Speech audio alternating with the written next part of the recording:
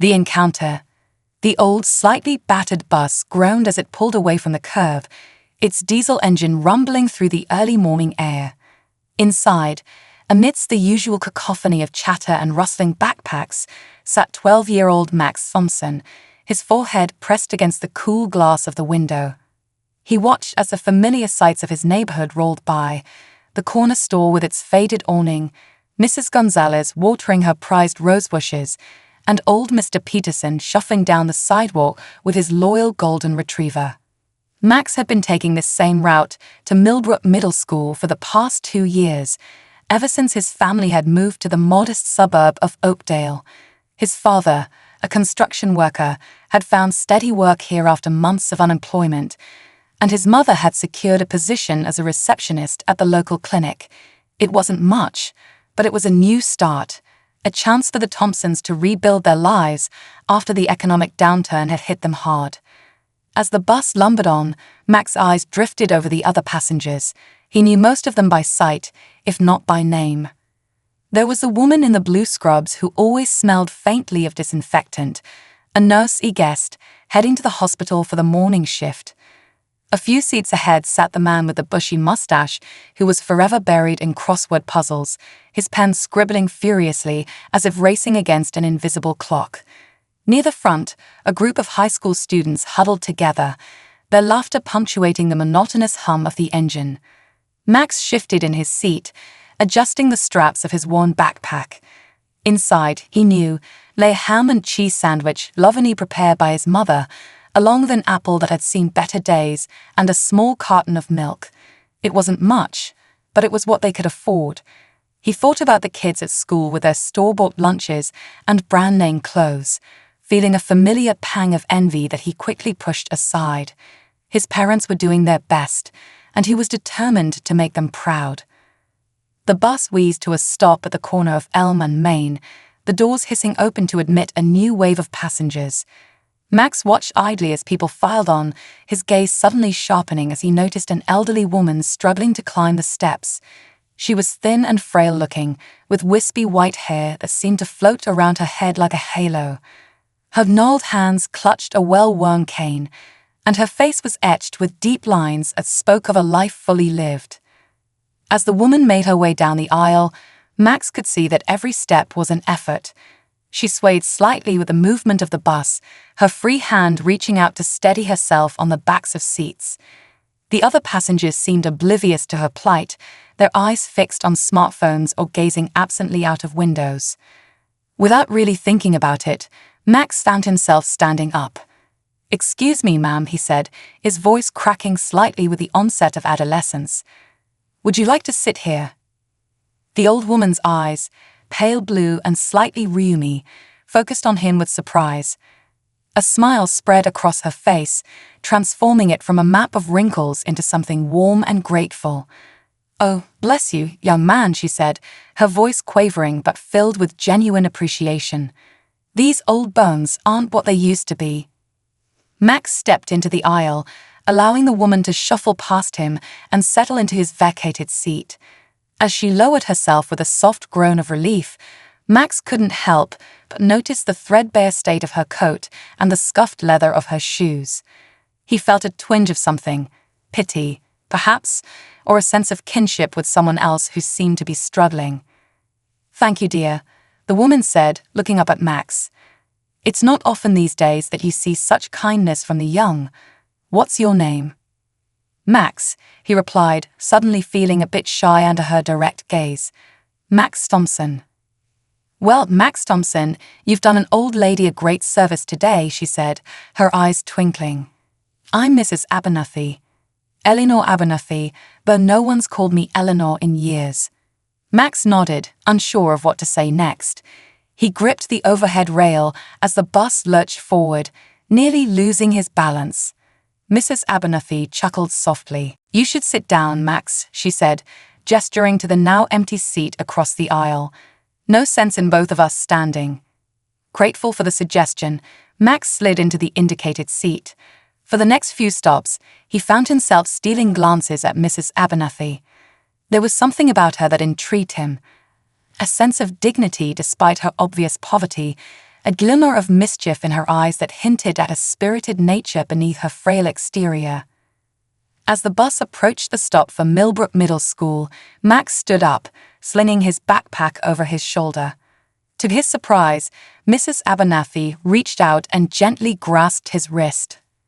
"Just a moment, Max," she said, her voice lowered conspiratorially. With her other hand, she pressed a small folded piece of paper into his palm. "I have a favor to ask of you, but it's not something I can explain here and now. Read this after school when you're alone.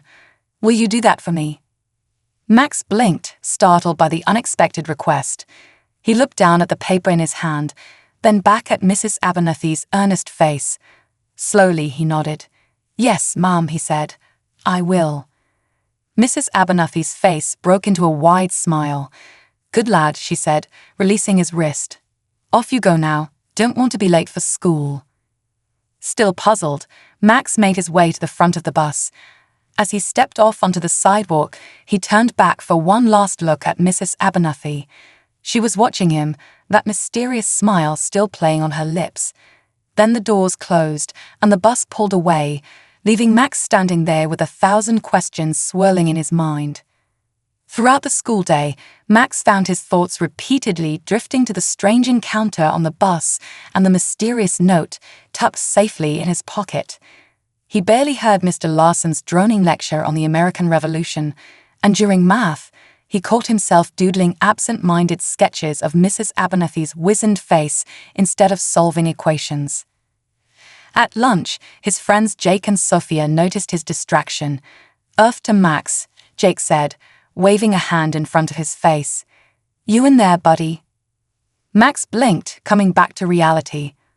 "Sorry," he mumbled, unwrapping his slightly squashed sandwich. "Just thinking about something." Sophia leaned in, her dark eyes sparkling with curiosity. "Ooh, sounds intriguing. Spill the beans, Thompson. What's got you so spaced out?" For a moment, Max considered telling them about Mrs. Abernathy and the note, but something held him back. It felt private somehow, special, like a secret that wasn't his alone to share. "It's nothing," he said, forcing a smile. "Just family stuff, you know." Jake and Sophia exchanged a look, but didn't press further. They launched into a heated debate about the upcoming school talent show, leaving Max to his thoughts once more. As the final bell rang, signaling the end of the school day, Max felt a mixture of relief and nervous anticipation. He said hasty goodbyes to his friends and hurried out of the building, bypassing his usual bus stop. Instead, he headed for a small park a few blocks away, his heart pounding with each step.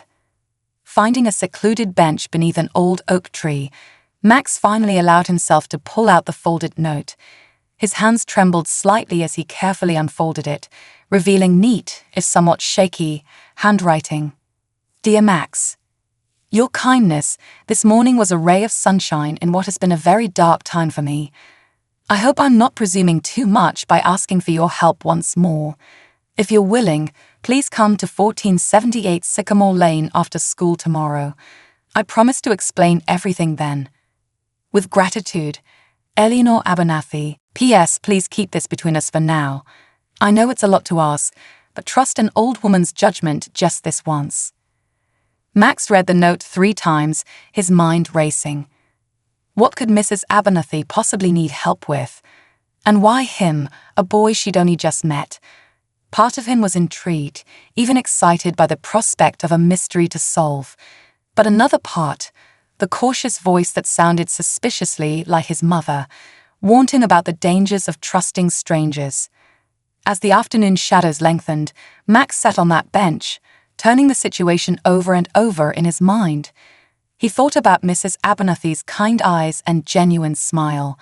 He remembered the gratitude in her voice when he'd offered her his seat, and he recalled the threadbare coat and scuffed shoes, signs of a life that hadn't been easy. Finally, as the sun began to dip towards the horizon, Max made his decision. He carefully refolded the note and tucked it into his pocket. Tomorrow after school, he would go to 1478 Sycamore Lane. He would help Mrs. Abernathy with whatever it was she needed help with. As he stood up and began the walk home, Max felt a strange mix of nervousness and excitement bubbling in his chest. He didn't know what tomorrow would bring, but he had a feeling that his life was about to change in ways he couldn't even imagine. The streetlights were just beginning to flicker on as Max rounded the corner onto his street. The modest houses with their small, well-kept lawns seemed to glow in the warm light of the setting sun. As he approached his own home, a small 2-bedroom bungalow with peeling paint and a slightly overgrown lawn, Max saw his mother's silhouette in the kitchen window. For a moment, he hesitated on the sidewalk. Should he tell his parents about Mrs. Abernathy and the note? They had always taught him to be honest, to come to them with any problems or concerns. But then he remembered the postscript, "Please keep this between us for now." Taking a deep breath, Max squared his shoulders and walked up the cracked concrete path to his front door. He would keep Mrs. Abernathy's secret, at least for now. Tomorrow, after he learned what this was all about, he could decide whether to involve his parents. As he stepped inside, the familiar sense of home enveloped him, a mixture of his mother's floral-scented cleaning products and whatever was simmering on the stove for dinner. "I'm home," he called out, dropping his backpack by the door. His mother, Sarah Thompson, poked her head out of the kitchen. Her hair was pulled back in a messy ponytail, and there was a smudge of flour on her cheek. "Hey, sweetie," she said with a warm smile. "How was school?" "Fine," Max replied, the automatic response of children everywhere. He felt a twinge of guilt at the omission, but pushed it aside. "What's for dinner?" "Meatloaf and mashed potatoes," Sarah answered, disappearing back into the kitchen. "Your father called. He's working late again, so it'll just be the two of us tonight." Max followed her into the small, cluttered kitchen. The countertops were crowded with mismatched appliances and chipped dishes, but everything was scrupulously clean. His mother was stirring a pot on the stove, humming softly to herself. "Can I help with anything?" Max asked, partly out of genuine desire to assist and partly to distract himself from thoughts of Mrs. Abernathy and tomorrow's mysterious meeting. Sarah turned to him with a grateful smile. "You can set the table if you'd like, and maybe tell me a bit more about your day. Fine doesn't give me much to work with, you know." As Max gathered plates and utensils, he found himself talking about his classes, about Jake's latest video game obsession, and Sophia's plans for the talent show. He carefully skirted around any mention of the morning bus ride or the note burning a hole in his pocket. Over dinner, Sarah filled Max in on her day at the clinic, the cranky patients, the office gossip, the small triumphs and frustrations that made up her working life. Max listened, asking questions and laughing at her jokes, all the while acutely aware of the secret he was keeping. After helping with the dishes, Max retreated to his room, claiming he had homework to do. In reality, he spent the evening alternating between staring at his math textbook and rereading Mrs. Abernathy's note, trying to glean some hidden meaning from her words. As he lay in bed that night, listening to the distant sound of traffic and the creaking of the house settling, Max's mind raced with possibilities. What if Mrs. Abernathy was in some kind of trouble? What if she needed help moving something heavy, or reaching something on a high shelf? Or what if it was something more serious?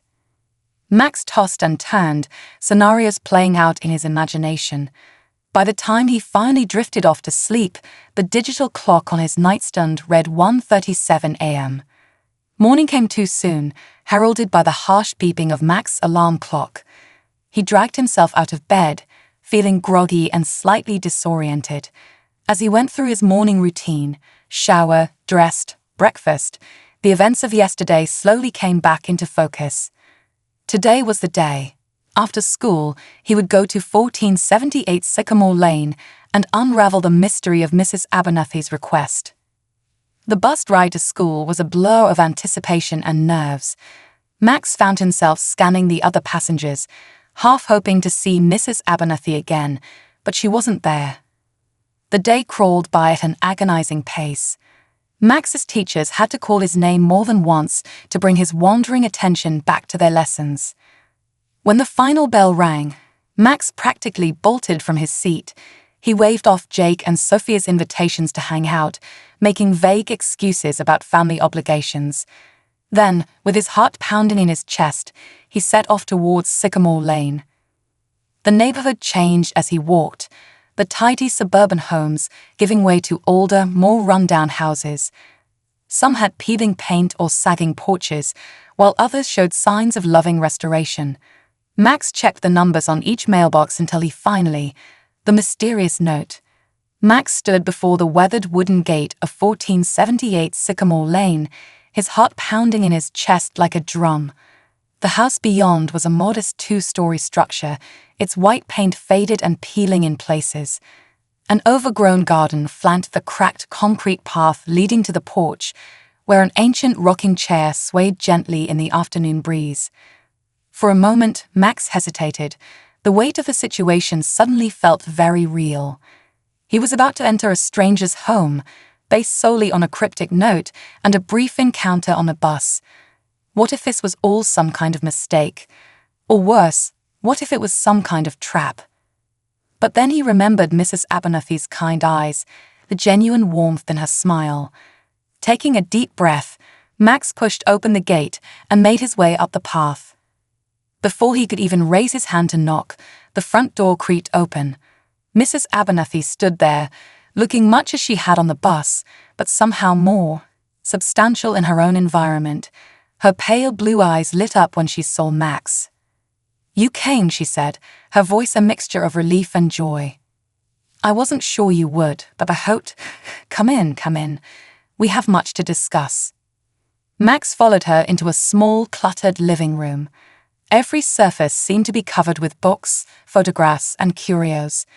The air was heavy with the scent of old paper and furniture polish. Mrs. Abernathy gestured for Max to sit on a floral-patterned sofa while she lowered herself into an overstuffed armchair. "I'm sure you have questions," she began, folding her hands in her lap. "And I owe you an explanation for my unconventional approach. But first, would you like some tea? Or perhaps a soda? I think I have some in the kitchen." Max shook his head, his curiosity overriding any thought of refreshments. "No, thank you, Mrs. Abernathy. I just like to know what this is all about. Your note said you needed help." Mrs. Abernathy's face grew serious. "Indeed I do, Max. But before I explain, I need to know something. When you offered me your seat on the bus yesterday, why did you do it?" The question caught Max off guard. He fumbled for an answer. I don't know. You looked like you needed it more than I did. It just seemed like the right thing to do." A slow smile spread across Mrs. Abernathy's face. "Exactly," she said softly. "The right thing to do. Not because anyone told you to, not because you expected a reward, but simply because it was right. That's why I chose you, Max. That's why I believe you can help me with a very important task." She leaned forward, her eyes intense. "What I'm about to tell you may sound strange, even unbelievable. But I ask that you listen with an open mind and an open heart. Can you do that for me?" Max nodded, his throat suddenly dry. "Yes, ma'am," he managed to croak out. Mrs. Abernathy took a deep breath. "For many years, I was a teacher at Millbrook Middle School. I loved my job, loved watching young minds grow and flourish. But more than that, I loved our community. Oakdale wasn't always like it is now, you know. It used to be a place where neighbors knew each other, where people looked out for one another." Her eyes grew distant, lost in memory. But times changed. People became more isolated, more focused on their own problems. The sense of community began to fade. And then 5 years ago, I retired. I thought I could finally relax, enjoy my golden years. But instead, I found myself watching helplessly as the neighborhood I loved continued to decline. Mrs. Abernathy's gaze refocused on Max. "That's where you come in, my dear. I've been searching for someone with the right spirit, someone who would help me revive the heart of this community. When you offered me your seat yesterday, I knew I'd found that person." Max's mind was reeling. This wasn't at all what he'd expected. "But what can I do?" he asked. "I'm just a kid." Mrs. Abernathy's smile was warm and encouraging. Sometimes, Max, it's the young who can see most clearly what needs to be done. Your generation hasn't yet learned to be cynical, to give up on the possibility of change, and that's exactly what we need. She reached into a drawer of the side table next to her chair and pulled out a thick, leather-bound book. This, she said, holding out to Max, is a record of Oakdale's history. Not the dry facts and dates you might find in a textbook, but the real stories of the people who lived here. Their triumphs, their struggles, their dreams for the future. Max took the book, running his fingers over the worn leather cover. When he opened it, he found pages filled with handwritten accounts, newspaper clippings, and faded photographs. "I want you to read this, Max," Mrs. Abernathy continued. "Learn about the people who came before us, who built this community with their bare hands, and their hope for a better future. And then I want you to think about how we can honor their legacy by bringing that sense of community back to Oakdale." Max whipped up from the book, his eyes wide. "But how? What exactly do you want me to do?" Mrs. Abernathy leaned back in her chair, her eyes twinkling. "That, my dear boy, is something we'll need to figure out together. I have some ideas, but I believe that with your fresh perspective and my experience, we can come up with a plan that will truly make a difference." She paused, her expression growing serious once more. "I won't lie to you, Max. This won't be easy. We'll face skepticism, maybe even opposition. It will require time and effort on your part, and you'll need to balance it with your schoolwork and other responsibilities. Are you willing to take on that challenge?" Max sat there, the weight of the book in his lap matched by the weight of Mrs. Abernathy's words. Part of him wanted to say no, to hand back the book and return to his normal life of school, friends, and family. But another part, a part that had been awakened by that simple act of kindness on the bus, felt a spark of excitement at the prospect of making a real difference. After what felt like an eternity, but was probably only a few seconds, Max nodded. "I'll do it," he said, his voice stronger than he expected. "I don't know how much help I'll be, but I'll try my best." The smile that lit up Mrs. Abernathy's face was radiant. "That's all anyone can ask, my boy. That's all anyone can ask." She reached out and patted his hand. "Now, why don't you take that book home and start reading? We'll meet again in a few days to discuss your thoughts and start making plans." As Max left Mrs. Abernathy's house, the leather-bound book tucked safely in his backpack, he felt as though he'd stepped into a different world. The familiar streets of Oakdale seemed charged with new potential, each person he passed a potential ally in their mission to revitalize the community. That night, after dinner and homework, Max opened the book and began to read. The stories within captivated him, tales of the town's founding, of neighbors banding together during hard times, of small kindnesses that had rippled out to change lives. As he read late into the night, Max felt a growing sense of connection to this place he'd only known for 2 years. In the days that followed, Max found himself looking at his neighborhood with new eyes. He noticed the empty lot where kids could be playing, the senior citizens struggling with heavy groceries, the litter accumulating in the park. Ideas began to form in his mind, nebulous at first, but gradually taking shape. When he met with Mrs. Abernathy again, Max was bursting with thoughts and questions. Together, they began to formulate a plan, a series of small, achievable steps that could, over time, help rebuild the sense of community that Oakdale had lost. As Max left Mrs. Abernathy's house that day, he felt a mix of excitement and trepidation. The task ahead was daunting, but he was no longer alone in his mission. With Mrs. Abernathy's guidance and the inspiration of Oakdale's history, he was ready to take the first steps towards change.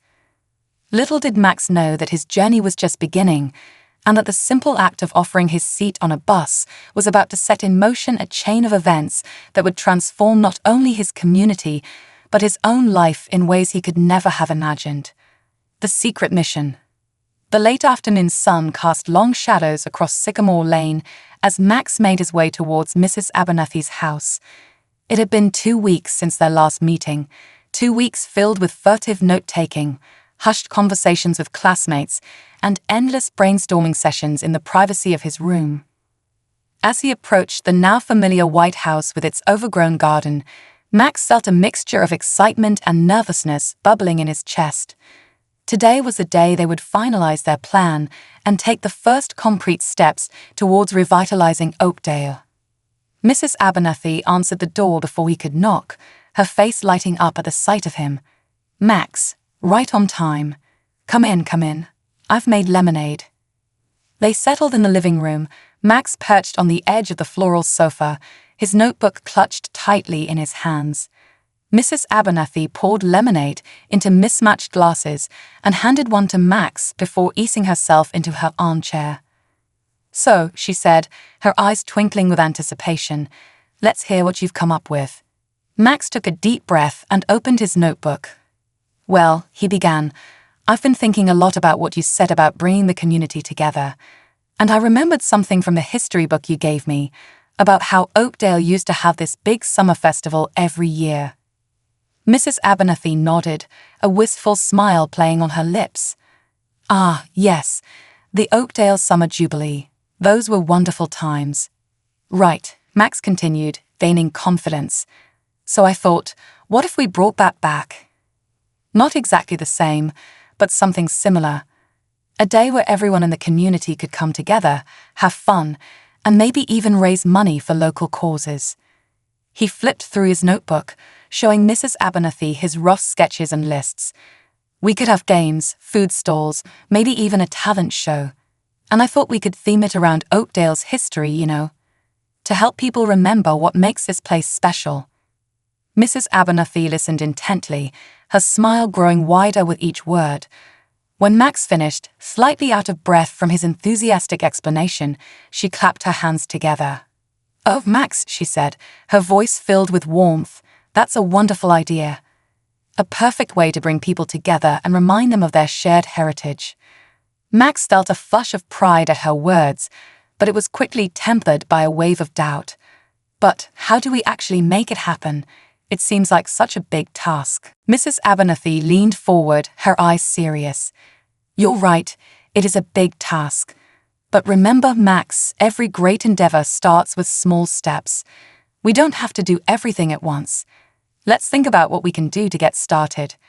They spent the next hour brainstorming, their excitement growing with each new idea.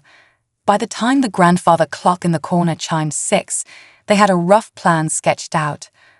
"All right," Mrs. Abernathy said, reviewing their notes. "So our first steps will be to reach out to the town council about permits, start spreading the word to gauge interest, and begin recruiting volunteers. It's a good start, but it's going to take a lot of work." Max nodded, feeling a mix of excitement and trepidation. "I can talk to my friends at school, maybe put up some flyers. But what about the adults? Will they listen to a kid?" Mrs. Abernathy's eyes twinkled mischievously. "Leave the adults to me, dear. I may be retired, but I still have a few tricks up my sleeve. Now let's talk about how we're going to present this to the town council."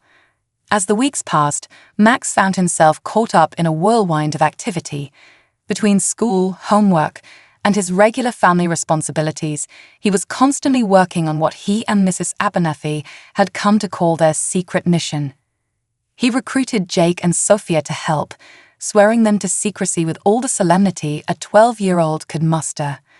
Together, they designed flyers, created social media accounts, and started spreading the word among their classmates.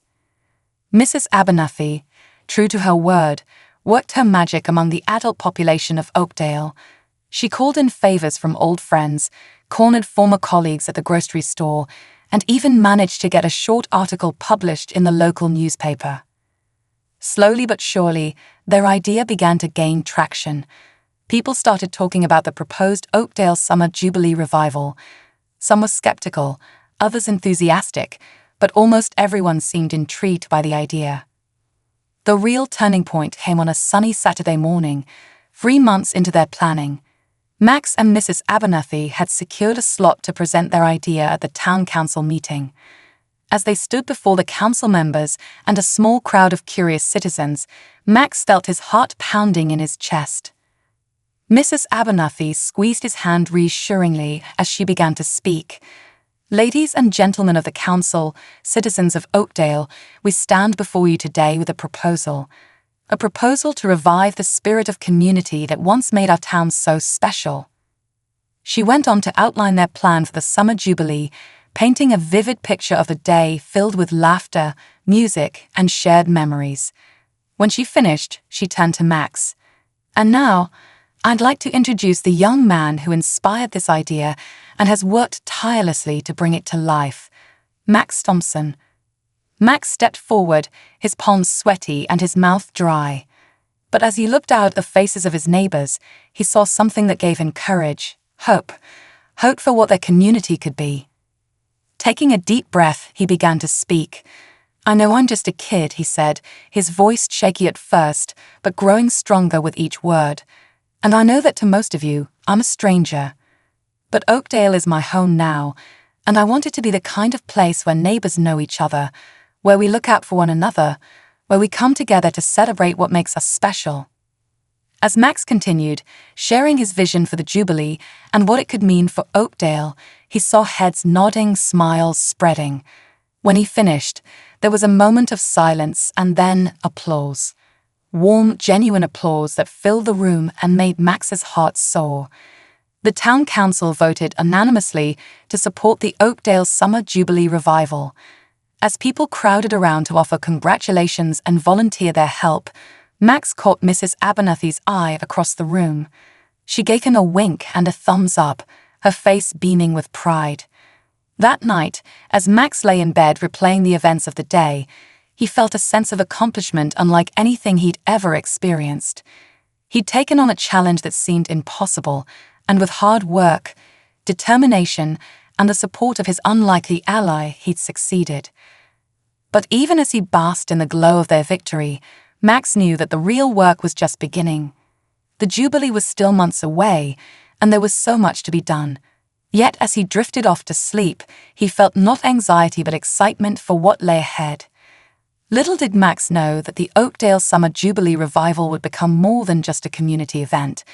It would be the catalyst for change, the spark that would reignite the spirit of Oakdale and transform not just the town, but the lives of its inhabitants, including his own. The Community Project. The months leading up to the Oakdale Summer Jubilee revival flew by in a whirlwind of activity.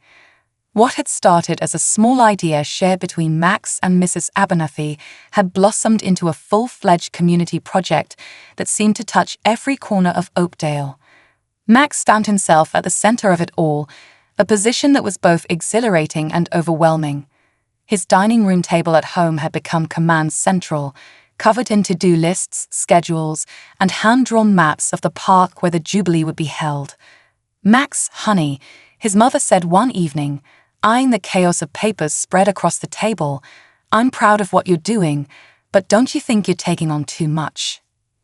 Max looked up from the volunteer schedule he was working on, his brow furrowed in concentration. "I'm fine, Mom," he assured her. "Besides, I'm not doing it alone. The whole town is helping." And it was true. To Max's amazement and delight, it seemed like everyone in Oakdale had found a way to contribute to the Jubilee. Mr. Peterson, the grumpy old man from down the street, had surprised everyone by volunteering his carpentry skills to build game booths. "Might as well put these old hands to use," he grumbled, but Max had caught the glimmer of excitement in his eyes. Mrs. Gonzalez, with her prized rose bushes, had taken charge of the beautification committee, rallying a team of volunteers to plant flowers and clean up the park. "We want Oakdale to look its best for the big day," she declared, wielding her gardening shears like a general's sword. Even Max's parents had gotten involved. His father was using his construction contacts to secure donations of materials, while his mother had taken on the monumental task of coordinating the food vendors.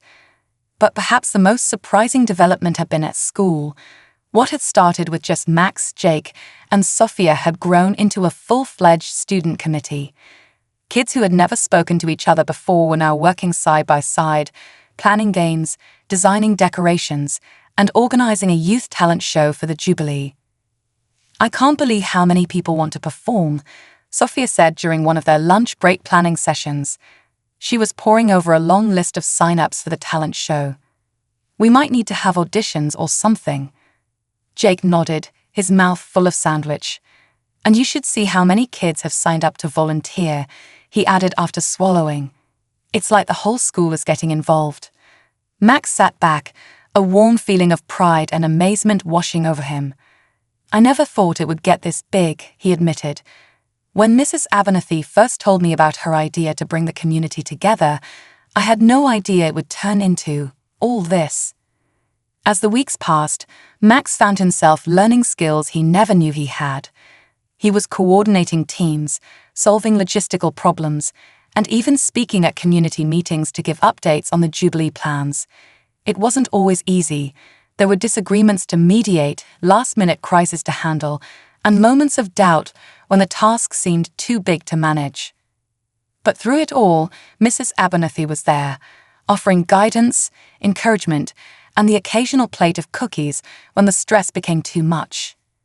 "You're doing wonderfully, Max," she told him one afternoon as they sat on her porch, taking a rare moment of quiet amidst the chaos of planning. "I knew you had it in you, but you've exceeded even my highest expectations." Max blushed at the praise. "I couldn't have done any of this without you, Mrs. Abernathy. Your ideas, your connections in the community, you're the real heart of this project." Mrs. Abernathy shook her head, a gentle smile on her face. "Oh no, my dear boy. I may have planted the seed, but you're the one who's helped it grow. You've brought a fresh perspective, boundless energy, and a genuine desire to make things better. That's inspired people in a way I never could have on my own." As the day of the Jubilee drew nearer, the excitement in Oakdale was palpable. Shop windows were decorated with hand-painted signs announcing the event. The local radio station was running regular updates on the preparations. Even the town's social media pages, usually quiet, were buzzing with activity. But along with the excitement came a growing sense of nervous anticipation. What if something went wrong? What if nobody showed up? What if, after all this work, the Jubilee didn't succeed in bringing the community together the way they hoped? These worries plagued Max as he lay in bed the night before the big day. Despite his exhaustion from the final preparations, sleep eluded him. He tossed and turned, his mind racing through every possible scenario. Just as he was considering giving up on sleep altogether, his phone buzzed with a text message. It was from Mrs. Abernathy. "Remember, Max, we've already succeeded. Look at how the community has come together just to plan this event. Whatever happens tomorrow, Oakdale is already a better place because of what you've done. Now get some sleep, we have a big day ahead." Max read the message twice, feeling a sense of calm wash over him. Mrs. Abernathy was right. Win or lose, they had already made a difference. With that comforting thought, he finally drifted off to sleep. The morning of the Oakdale Summer Jubilee Revival dawned bright and clear. Max was up with the sun, too excited and nervous to sleep any longer. As he helped his parents load supplies into the car, he could see other early risers up and down the street, all heading towards the park. When they arrived, Max was amazed at the transformation. The once neglected park was now a hive of activity.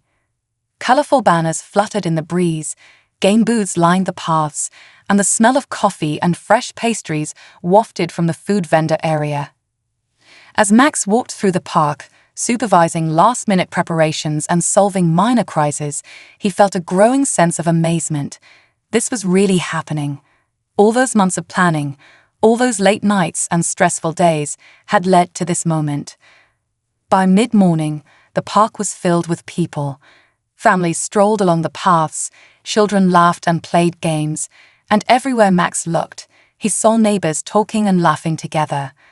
Many were people who, just a few months ago, might have passed each other on the street without a second glance.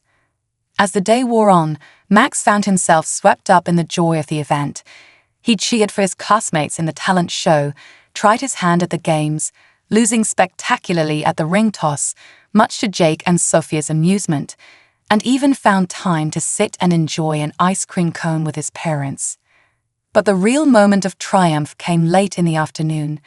Max was helping to clean up some spilled popcorn when he overheard a conversation between two elderly women he didn't recognize. You know, one was saying, "I can't remember the last time I saw the whole town turn out like this. It reminds me of the old days." "It does, doesn't it?" her friend replied. "And to think, it was all started by that young boy and old Mrs. Abernathy. It just goes to show you're never too young or too old to make a difference." Max felt a lump form in his throat.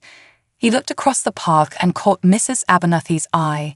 She was sitting on a bench, surrounded by a group of children eagerly listening to what was undoubtedly one of her famous stories. She gave him a wink and a thumbs up. In that moment, Max realized that they had done it. They had brought the community together, bridged the gap between young and old, and reminded everyone of what made Oakdale special. As the sun began to set and the Jubilee wound to a close, Max knew that this was just the beginning. The Oakdale Summer Jubilee Revival wasn't just a one-time event, it was the start of something new. A rebirth of community spirit that would continue long after the last booth was packed away. And as for Max, he had discovered something about himself too. He had found a passion for bringing people together, for making a difference in his community. It was a gift he never knew he had, sparked by a chance encounter on a bus and nurtured by an unlikely friendship. As he helped take down the last of the decorations, Max smiled to himself. He couldn't wait to see what they would do next year. After all, they had a whole year to plan, and this time they had an entire community ready to help. The revelation. The weeks following the Oakdale Summer Jubilee Revival were filled with a newfound energy that seemed to permeate every corner of the town. The event had been more than just a day of fun. It had rekindled a sense of community that many had feared was lost forever. For Max, life had taken on a new rhythm. He was still a middle school student, grappling with math homework and English essays, but he was also something more now. People around town greeted him by name, stopping to chat about the Jubilee or to share ideas for future events. He'd even been invited to speak at a town council meeting, an experience that was both terrifying and exhilarating. Through it all, Mrs. Abernathy remained a constant source of support and guidance.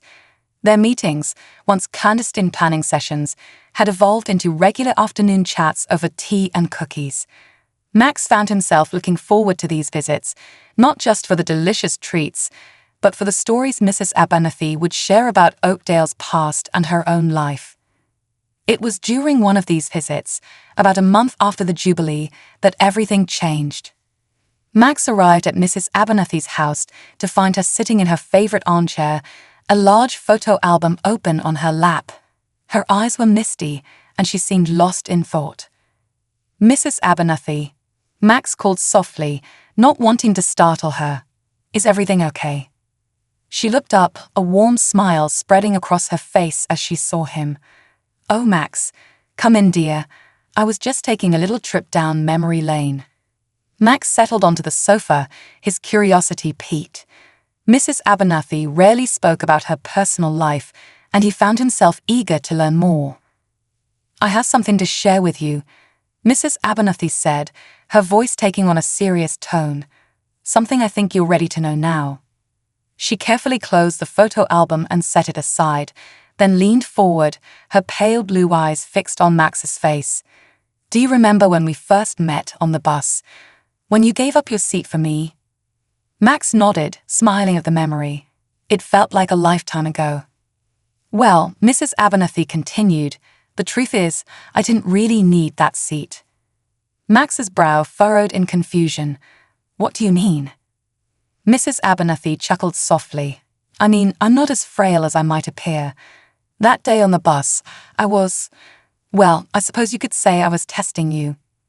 She must have seen the shock on Max's face because she quickly continued. "You see, Max, for years I've been watching Oakdale change. I saw how people were becoming more isolated, more focused on their own lives, and less on the community around them. I knew something needed to be done, but I also knew that at my age, I couldn't do it alone." She paused, reaching for the photo album again. She opened it to a page near the middle and held it out to Max. "Take a look," she said. Max leaned forward, his eyes widening as he took in the photograph.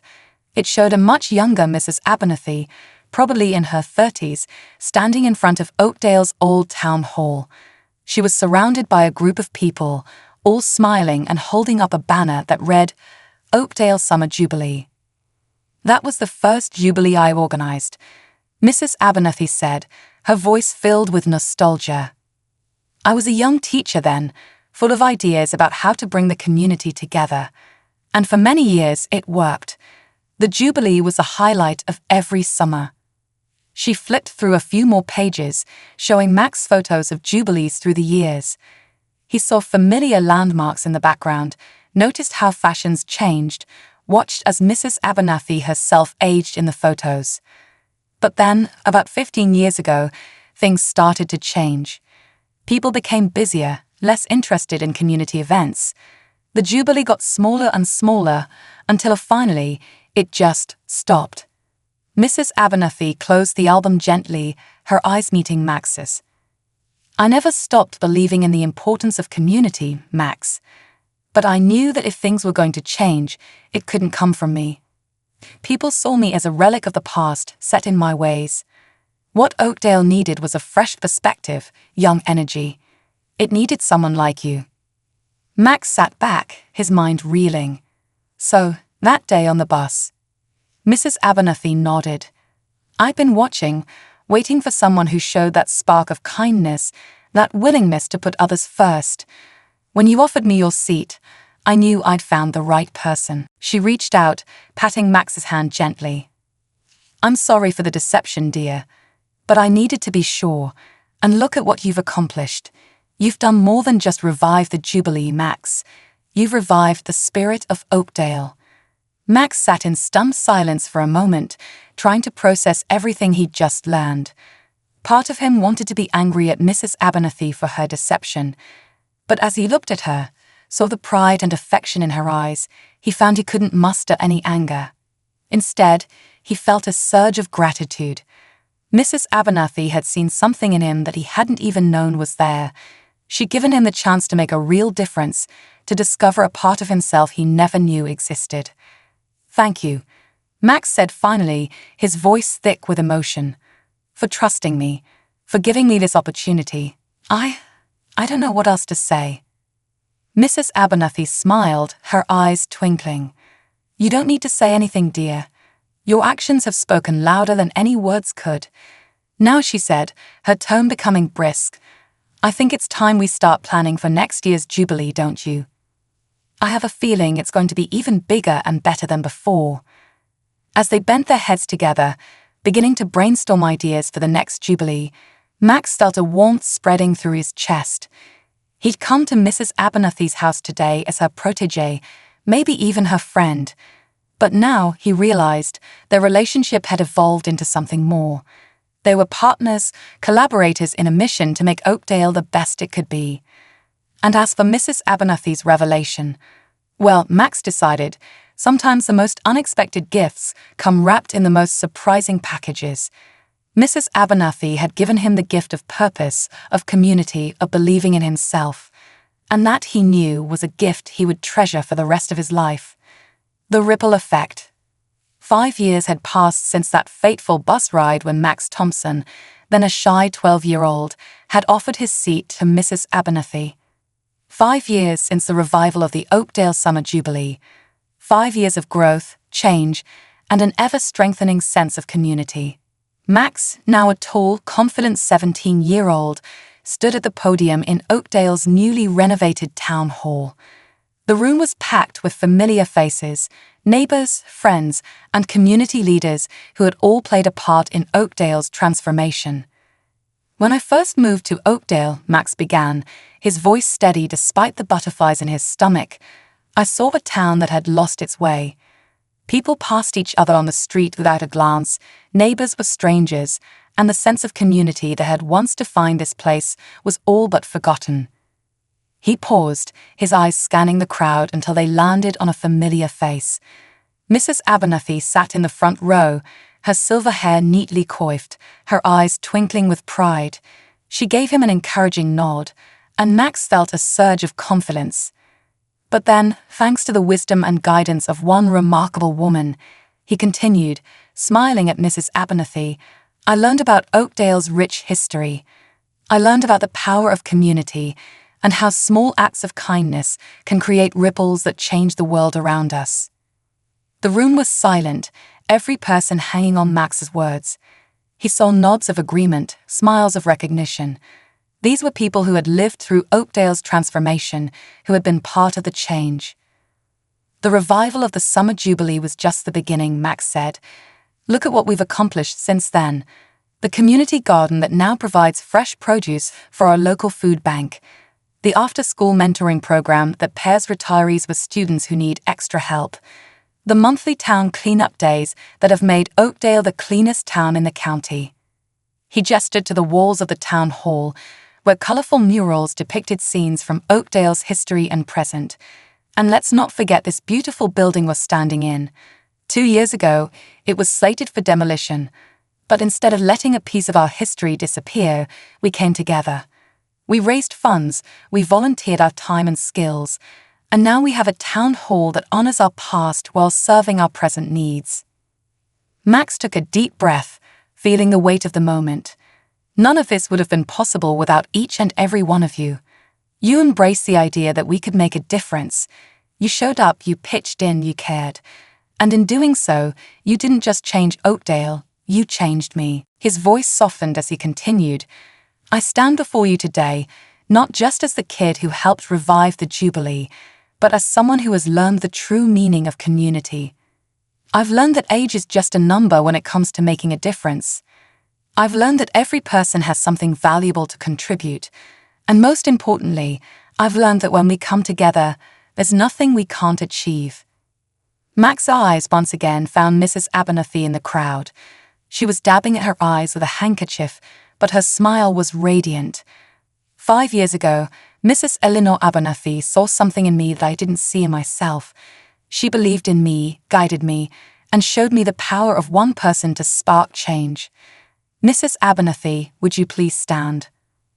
As Mrs. Abernathy rose to her feet, the room erupted in applause. Max waited for the clapping to die down before he continued. It is my great honor to announce that from this day forward, the Oakdale Summer Jubilee will be known as the Eleanor Abernathy Community Celebration. It's a small token of our immense gratitude for the woman who never gave up on Oakdale and who taught us all the true meaning of community spirit. The applause this time was thunderous. Mrs. Abernathy, usually so composed, was openly weeping as people around her stood to offer hugs and words of congratulation. As Max stepped down from the podium, he was immediately enveloped in a sea of handshakes, hugs, and words of praise. But he had eyes for only one person. He made his way through the crowd to Mrs. Abernathy, who pulled him into a tight embrace. "Oh, Max," she said, her voice choked with emotion. "I'm so proud of you, so very proud." Max felt tears pricking at his own eyes. "I couldn't have done any of this without you, Mrs. Abernathy. You gave me the greatest gift anyone has ever given me, the chance to make a difference." Mrs. Abernathy pulled back, holding Max at arm's length to look at him. "No, my dear boy, you had that gift all along. All I did was help you see it." As the celebration continued around them, Max took a moment to reflect on the journey of the past 5 years. He thought about the shy, uncertain boy he had been and the confident young man he had become. He thought about the countless lives that had been touched, the friendships that had been formed, the community that had been reborn. And he realized that Mrs. Abernathy was right. The gift had been inside him all along, but had taken the belief of one extraordinary woman, the support of a community, and his own willingness to step up and make a difference, to bring that gift to life. As he looked around the room at the smiling faces of his neighbors and friends, Max felt a sense of excitement for the future. He was graduating high school soon, heading off to college to study community development, but he knew that no matter where life took him, the lessons he had learned in Oakdale would always be with him. The ripple effect of that one small act of kindness on a bus had spread far beyond anything Max could have imagined, and he knew that this was just the beginning. There would be more challenges to face, more problems to solve, more communities that needed help finding their way back to each other. But now, thanks to Mrs. Abernathy and the people of Oakdale, Max knew that he was ready. Ready to keep spreading kindness, to keep building connections, to keep making a difference, one small act at a time. As the evening wound down and people began to leave, Max found himself standing outside the town hall with Mrs. Abernathy. They looked out over Oakdale, the streetlights twinkling in the dusk, the sounds of laughter and conversation still drifting from inside the building. "You know, Max," Mrs. Abernathy said softly, "when I was your age, someone once told me that the greatest gift we can give the world is to leave it a little better than we found it. I'd say we've done that here in Oakdale, wouldn't you?" Max nodded, a lump forming in his throat. "We certainly have, Mrs. Abernathy. We certainly have." As they stood there, an older man and a young one, united by their love for their community and their belief in the power of kindness, the first stars began to appear in the darkening sky. And in that moment, anything seemed possible. The end.